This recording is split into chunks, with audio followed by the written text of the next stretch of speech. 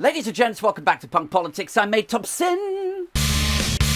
The Prime Minister, Rishi Sunak, has responded to speculation that we might see a general election coming up in May. Now, there's various mathematical reasons why you might expect it in May, like, you've got summer recess and then you've got conference season. And basically it came down to either he's going to really drag it out to January 2025, or he might do a sort of snap election in May this year, just after the spring budget. Like they'll announce a couple of tax cuts, like a penny off your national insurance, £100 a year back to middle income earners. No, don't call it a pre-GE sweetener. No, don't call it a bribe. It's just that the economy has turned a corner. That's why we're suddenly able to give you £100 a year back now. That's why we're not trying to buy the public with a shameless attempt to, dangle a couple of 50s in front of your face and vote Tory. It's just that, we've been managing the economy well, and now we've turned a corner. I mean, even though the Office of Budget Responsibility, the think tanks and economists from left and right, even though everyone says we've got no growth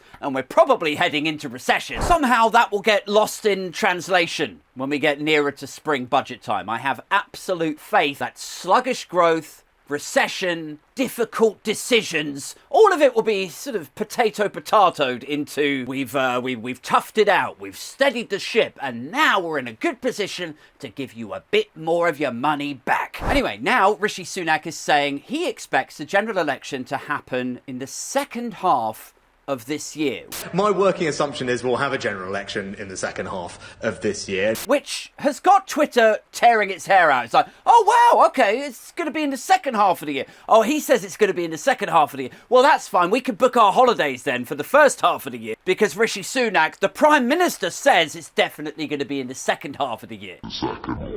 There's the normally excellent Pippa Criller from The Guardian saying, well, this dampens expectation that there's going to be a May election. There's other highly regarded journalists going like, well, okay, I guess that means I can go away in April or May. And I'm scanning through the reactions. I'm just like, are you people out of your mind? Do you never learn? Nobody needs to believe a word that comes out of Rishi Sunak's mouth. I am fully still expecting there to be a general election in May.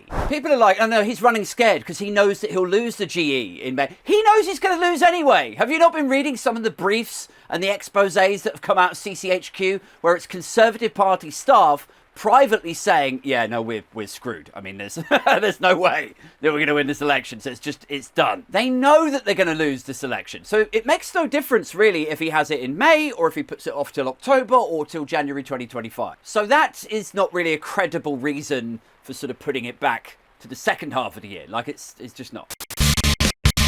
Second, when Rishi Sunak says, oh, well, I would think in the second half of the year, in what reality does that dampen expectations that it would happen in the spring? Just because he says we're talking about Rishi Sunak. Like, do you remember all of the assurances and the sort of faux, oh, I haven't decided yet stuff about HS2? He was like, well, look, we've got spades in the ground.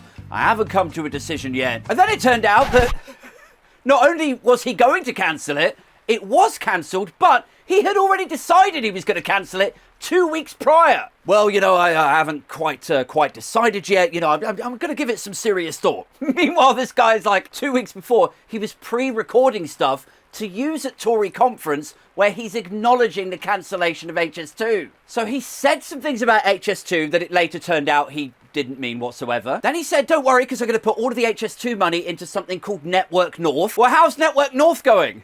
Like, the only announcements that I've seen of infrastructure spend coming from Network North have been in and around London. So he's lied about whether or not HS2 was going to be cancelled. He's lied about when he decided that he was going to cancel it. He's lied about where the money that he's going to keep as a result of cancelling it. He suggested that was going to go into northern projects. That's not going into northern projects. He claims he's an environmentalist. He says his daughters are committed environmentalists. And then people are like, well, how committed are you, Rishi? How committed? Could you give us a hand over here, weaning ourselves off of fossil fuels? Oh, absolutely. Yeah, I'll join you straight away. Just let me finish signing off these 300 new oil drilling licenses first. Nothing that comes out of Rishi Sunak's mouth should be taken as gospel. Like, if he says, oh, I'm not expecting there to be a GE in the spring, it's going to be in the second half of the year, that is, like, it's meaningless. Like, I'm fully expecting there to be a general election in May, almost directly after the spring budget and Chancellor's announcements, because then they will announce that you get to keep more of your money, and that arms them with a nice story as, oh, we are economically sound, the Conservative Party, you get to keep more of your money. Also, frankly, I mean, the longer they leave it with the NHS in the state that it is at the moment, the longer they leave it before calling the election, the more of their key demographic voters will have died.